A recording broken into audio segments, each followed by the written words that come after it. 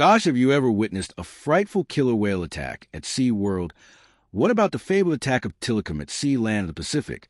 While their playfulness during performances are as magical as Disney World, the interactions between trainers of SeaWorld and their orca counterparts have been noted as the worst marine animal attacks.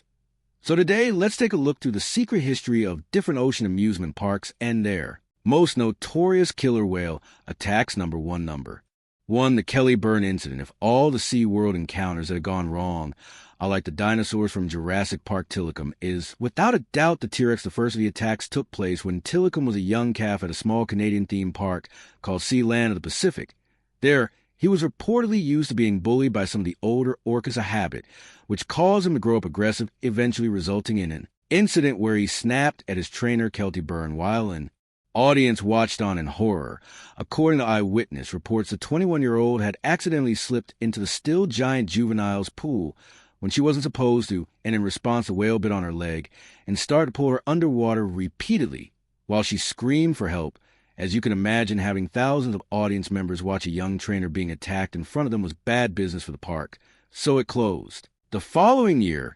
But instead of releasing Tilikum like they normally when they sold him to SeaWorld or Orlando, here the trainers and staff were once again kept uninformed of Tilikum's unusually aggressive nature, causing another loss of life in 1999, when the bull orca had grown to size number 2, the number 2 Daniel Dukes incident. Now, while the first attack took place in broad daylight with hundreds, if not thousands of witnesses, what makes the second attack so scary is that there was reportedly not a single witness of the horrors that took place in Tilikum's pool. You see, on the morning of July 7th, 1999, trainers at SeaWorld Orlando walked in on an unidentified body floating on the surface of Tilikum's pool, and according to some reports, the body was so severely damaged that the onlookers weren't even able to determine if the body was that a man or woman.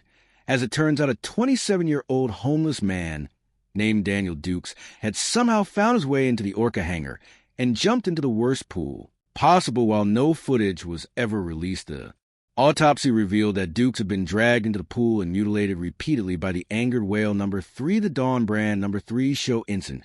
While Tilikum had been involved in 2 brutal attacks, the officials at SeaWorld had been careful to prevent their bull being released or worse, put down. And they did that by telling the trainers that the attacks were both accidents and that the whale they were dealing with was perfectly fine. Unfortunately, that lie didn't hold up for very long, because just as he took 8 years between his first 2 incidents, after a decade had passed, after the second incident, Tilikum once again snapped, this time on tape, and in front of an audience you see on February 24th, 2010, on an otherwise normal show day at SeaWorld. Dawn Brand's show, one of the most senior trainers at the facility, was getting ready for a regular routine with Tilikum, where she would have the giant whale do a few tricks on command and reward toward him with a treat afterward. Unfortunately for her, however, Tilikum was not going to cooperate. That day, you see, while he did perform well for the first few rounds, while the trainer was encouraging and patting his head, afterwards something inside the whale snapped again, causing him to grab a hold of Brancho's ponytail and yank her into the water. What followed next horrified everyone watching as the giant 6-ton behemoth violently thrashed her around in the water before eventually pulling her deep underwater, causing her to drown. The worst part about this story is that the whale wasn't at fault either, as he'd been abused by both the park's conditions and other whales throughout adolescence. And even when he did grow up to be twice as large as the average whale, he was kept in the same confined conditions as everyone else, although while the park pretended that the whale was perfectly fine and allowed trainers to risk their lives. While not knowing the danger, there were a number for the Christmas incident at Laurel Park. Now, one of the ways SeaWorld used to make money, number 4, was by transporting and sharing their whales with other parks around the world, since they had so many, but due to a combination of bad planning and even worse execution, things went wrong with one such endeavor at Spain's Laurel Park on Christmas Eve of 2009.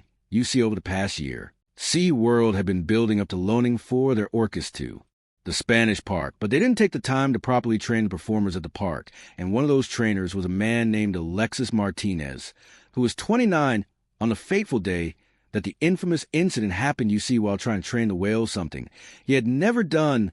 Due to the whale's lack of trust, the young trainer was soon pulled underwater by one of the mothers named Keto, and while normally that would mean pulling him down and either drowning or eventually letting go, this Time all the whales ganged up until one of them rammed straight into his chest, causing massive damage to his internal organs.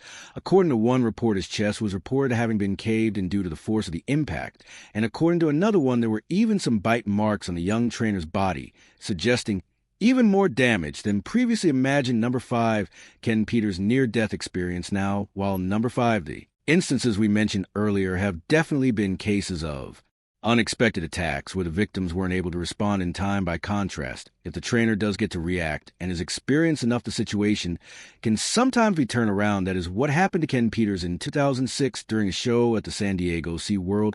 According to reports, a whale named Kasaka had shown prior signs of aggression by attempting to bite Peters on 2 separate occasions, one in 1993 and another time in 1999.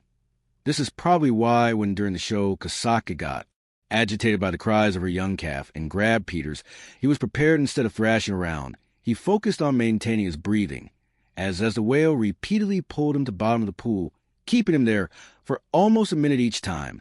And while he suffered broken foot and bleeding due to his calculated demeanor towards the whale, he was able to calm her down enough to let him go. Number 6, Hugo last. But not least, we have probably the saddest story on our list. The story of Hugo starts out like much of the other whales on the list. He was young when he had been captured and put to work at the Miami Seaquarium. He had also been bullied as a kid and separated from his parents, which had caused him to develop, you guessed it, erratic, violent behavior. This resulted in a bunch of incidents where he tried to attack and harm his trainers. In fact, the problem got pretty well known, as one of the park's administrators once admitted that the whale made what appeared to be direct efforts to harm the human performers. In one instance, one of his trainers had been left with teeth marks on his cheeks after an activity in which he had to place his head in an orca's mouth, causing him to need 7 stitches on his face.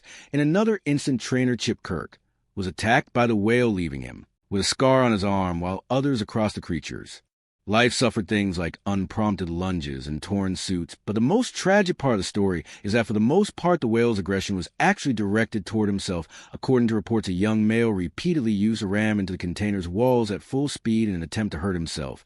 And finally, one day, his skull gave and causing a brain aneurysm that ended the young bull's life.